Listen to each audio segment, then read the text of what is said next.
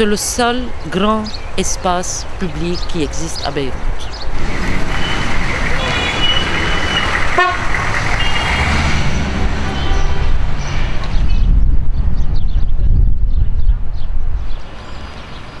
Ça commence au XVIe siècle, l'histoire du parc. Avant, c'était un marécage ici. Et il y avait la maladie de la fièvre jaune. Les moustiques piquaient les gens, piquaient les animaux.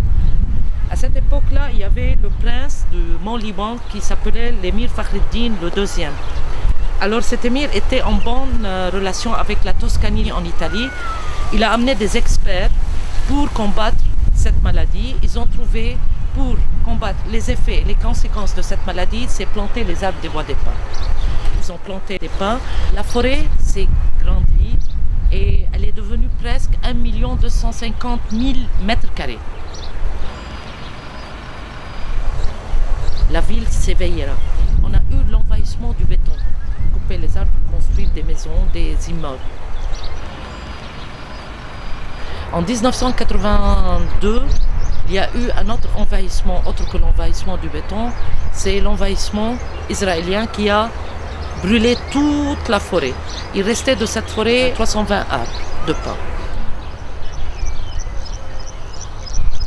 C'était la ligne de démarcation. Alors le parc des Bois des Pins était une place qui avait des souvenirs de morts, de kidnapping. C'était la ligne qui séparait les musulmans des chrétiens. Même les morts ont envahi le parc des Bois des Pins. Ce sont les soldats français étrangers et c'est les cimetières. En 1990, la ville de Beyrouth a lancé un concours pour réaménager le parc. C'est la région de l'Île-de-France qui a gagné ce concours.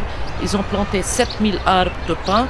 Les Français ont pris en considération de laisser les arbres comme témoignage sur l'époque de l'émir Fakhreddin, sur le XVIe siècle. Ce sont les arbres témoins. Ce n'est plus la forêt des Bois des Pins. Dans la forêt, il y avait un seul genre d'arbres, c'était les pins. Mais maintenant, il y a variété d'arbres. Dans la forêt, il y avait les animaux sauvages. Il y avait le hyène, le loup, le renard et le sanglier. Maintenant, on trouve les chats, un chien, les oiseaux, des tortues. Il reste de l'immense forêt. Le parc, c'est 300 000 mètres carrés. Ici au Liban, c'est citron.